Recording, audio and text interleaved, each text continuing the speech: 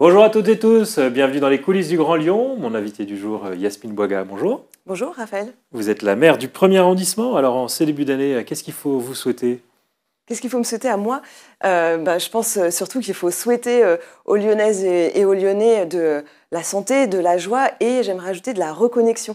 Alors j'ai eu le plaisir de célébrer les vœux de la mairie du premier récemment et ça a été un très beau moment de retrouvailles, de joie partagée et ça face à tout le délitement que nous apportent les réseaux sociaux, je pense que ce présentiel, ce réel, il reconnecte aux gens, aux uns aux autres, et il nous apporte beaucoup de bien-être, et je souhaite cela à toutes et tous. Alors on entre dans la cinquième et dernière année du mandat municipal. Qu'est-ce qu'on va voir comme changement dans le premier arrondissement? Alors on va passer dans une période vraiment de renforcement des projets et de leur réalisation, donc aussi des travaux. Il y a un certain nombre qui ont commencé, bien sûr, sur la presqu'île, sur le boulevard de la Croix-Rousse, mais aussi dans les grands bâtiments vacants. Donc on a l'ancienne école des Beaux-Arts qui est en travaux depuis le mois de novembre. Donc ce sont des travaux d'ampleur sur un bâtiment qui est très important dans sa surface, qui vont prendre plusieurs années, mais les premiers espaces seront livrés début 2026, donc l'année prochaine. Et on a des travaux qui vont commencer également dans la galerie des terreaux. Alors ça, c'est vraiment un lieu emblématique qui a été fermé pendant des décennies, qu'on a pu rouvrir l'année dernière de façon temporaire grâce à une exposition artistique qui a eu un très grand succès populaire. Donc on voit l'envie des Lyonnaises et des Lyonnais de retrouver ce lieu. Et les travaux vont commencer au printemps.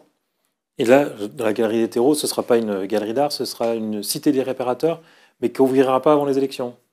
Oui, alors on ne fixe pas tout en fonction du calendrier électoral. Hein. Il y a des contraintes. Là, il y avait des contraintes de posséder l'ensemble des surfaces pour pouvoir y réaliser les travaux, de monter financièrement aussi le projet pour qu'il puisse assurer des surfaces commerciales abordables pour ses activités de réparation.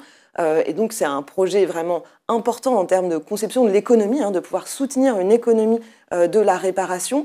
Et pour ça, il fallait pouvoir prendre le temps en dehors de ces enjeux du calendrier électoral. Donc si vous êtes reconduit aux prochaines élections, on pourra aller amener son micro-ondes, sa télévision pour la faire réparer dans la galerie des terreaux. Alors comme le projet sera démarré, même si je ne suis pas reconduite, si l'équipe n'est pas reconduite, normalement le projet devrait arriver à son terme, je le souhaite. Pour l'ancienne école des Beaux-Arts aussi, on sait que ce sera un tiers-lieu ouvert au public, mais aussi avec une école de la résilience. Quelle sera sa fonction?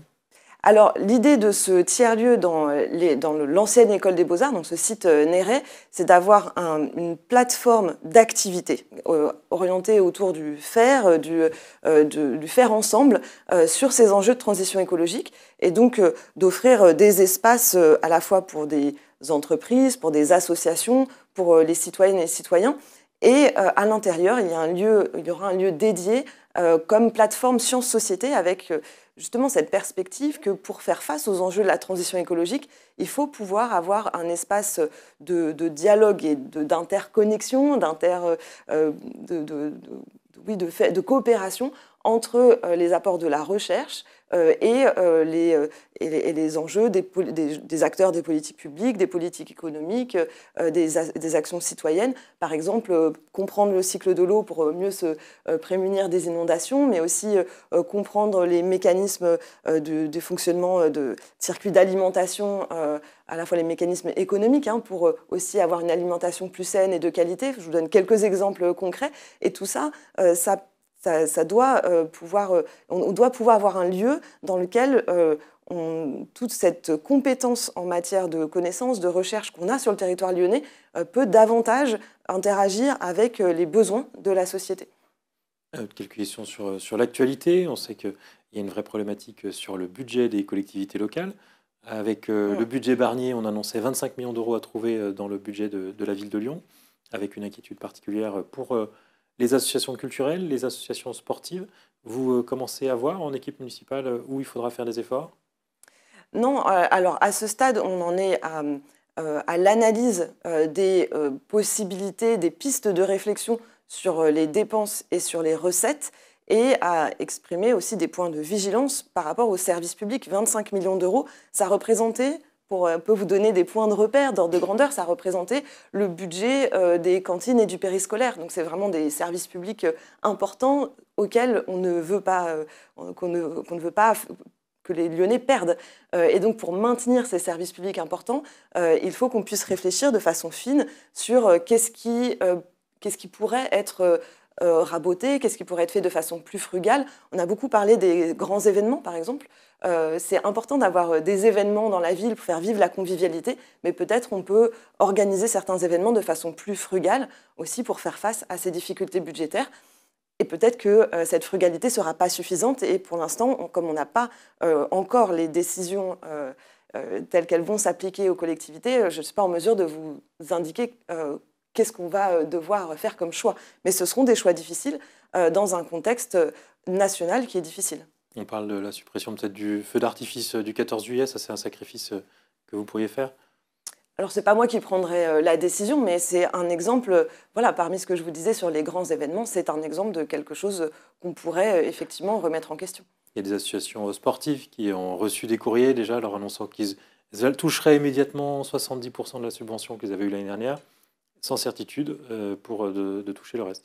Alors ça, c'est pour toutes les associations qui reçoivent des subventions. Et donc là, par exemple, ce soir, on a un conseil d'arrondissement dans lequel on vote des subventions à la fois pour la petite enfance, pour le sport, pour la culture. Et comme on n'a pas le droit, dans un budget des collectivités, d'avoir un budget qui n'est pas en équilibre, eh bien, on ne peut pas prendre un engagement budgétaire de subvention sans avoir la vision globale. Mais comme ces associations, elles ont aussi des salariés, on ne peut pas trop tarder pour leur attribuer des subventions. Donc le compromis, c'est de leur attribuer 70% maintenant, dans l'attente de pouvoir construire le budget 2025. Donc on est dans une situation qui est aussi inédite au niveau national et qui nous place dans une certaine difficulté. Et nous, en responsabilité, on s'efforce d'atténuer l'impact pour les partenaires, les acteurs qui font vivre le territoire avec cette décision de voter maintenant les 70%. Et la suite, se dépendra aussi du budget de la ville. Alors, dans les pistes pour trouver de nouvelles recettes, on entend parler d'une extension du stationnement payant sur les soirées jusqu'à 20h, les dimanches ou peut-être au mois d'août. Ça pourrait permettre de rapporter 1 à 2 millions d'euros. Est-ce que dans le premier arrondissement, ce serait une mesure qui serait préjudiciable? Alors, je ne pense pas que ce serait une mesure préjudiciable dans le premier arrondissement, mais surtout, pour l'instant, ce n'est pas une décision, c'est une discussion. Et surtout, moi, ce que je voudrais pointer, c'est le fait qu'on est la première et la seule collectivité en France à avoir mis en place une tarification sociale du stationnement avec un tarif résident atténué, moins important pour les personnes qui ont les quotients familiaux les plus faibles. Donc il y a une vraie politique sociale du stationnement qui a bénéficié à la moitié des foyers sur Lyon. Donc ça, c'est quelque chose de très important parce qu'on a cette vision de l'équité, de s'assurer que, oui, on a un stationnement payant, mais il doit être fait de la façon la plus équitable possible. Et dans la perspective d'augmenter les recettes, certainement qu'il ne faut pas uniquement penser à augmenter les périodes de stationnement payant, il y a aussi s'assurer que toutes les personnes payent le stationnement qu'elles sont censées payer. Et donc ça a été bien amélioré aussi avec l'automatisation du contrôle de stationnement qui assure aussi une équité des personnes sur le territoire. Donc vous n'êtes pas opposé à une extension des horaires du stationnement payant?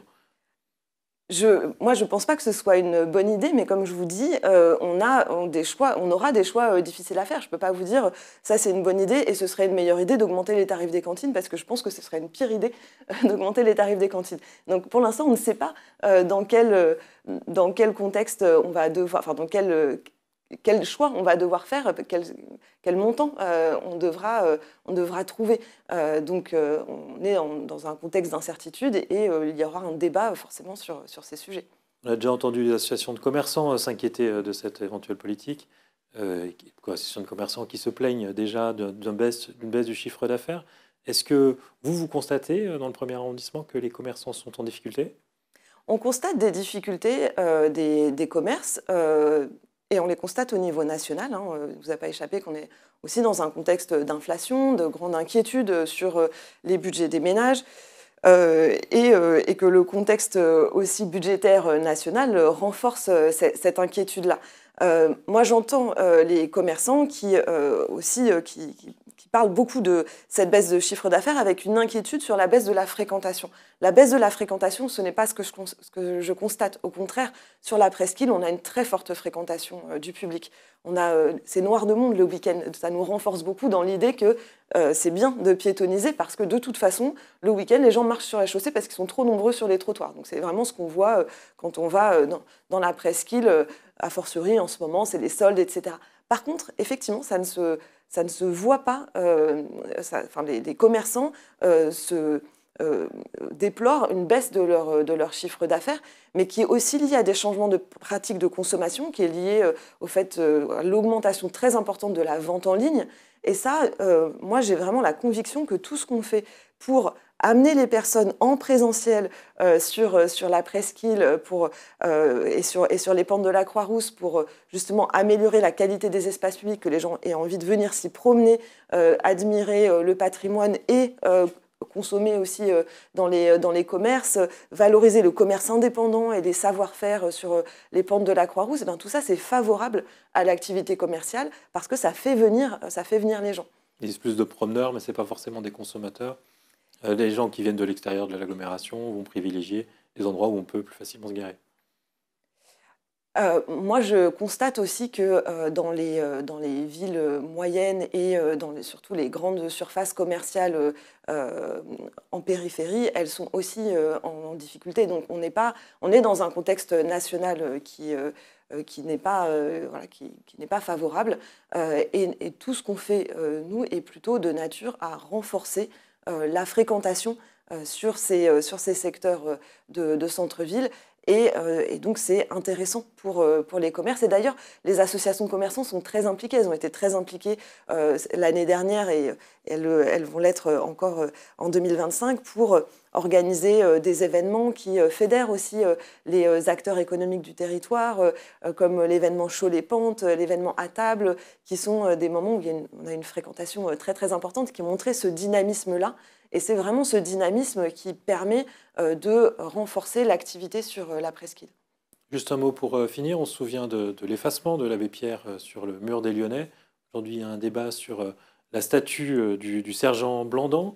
Est-ce qu'il faut la retirer et la remplacer, selon vous?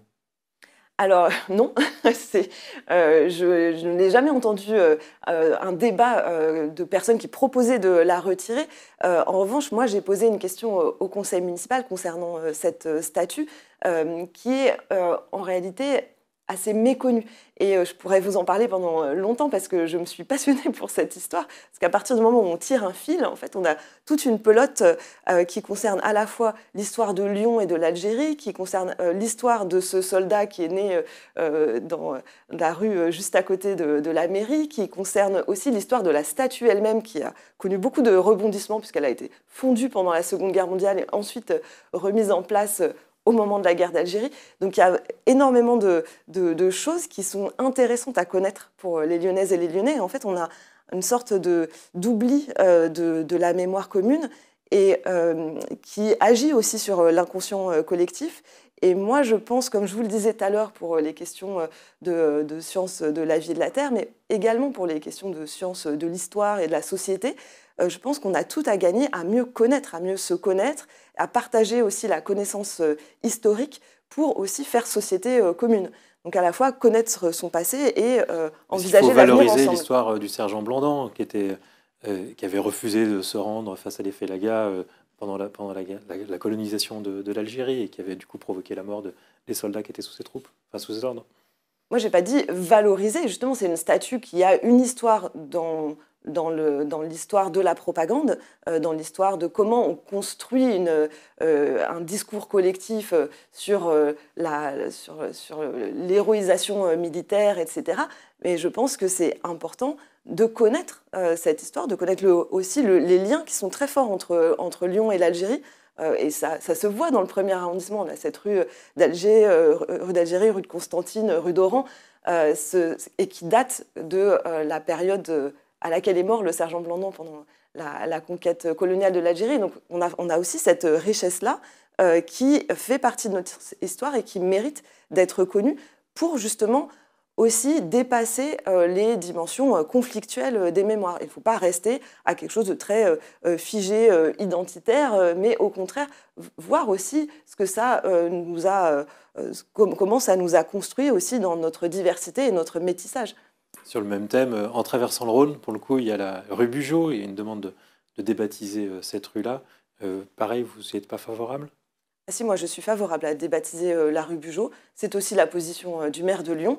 La responsabilité de Bugeaud et les crimes qu'il a commis et pour lesquels il a été responsable en tant que maréchal justifie qu'on efface son nom. De même qu'on a décidé pour des crimes d'ordre plus privé que de l'effacement de l'abbé Pierre. C'est-à-dire que là, on est sur des choses qu'il n'est pas possible de valoriser dans la mémoire commune. Vous avez un nom pour le remplacer? Non, je pense que ce serait très bien d'avoir une démarche de réflexion collective qui pourrait valoriser des noms, par exemple, d'avocates.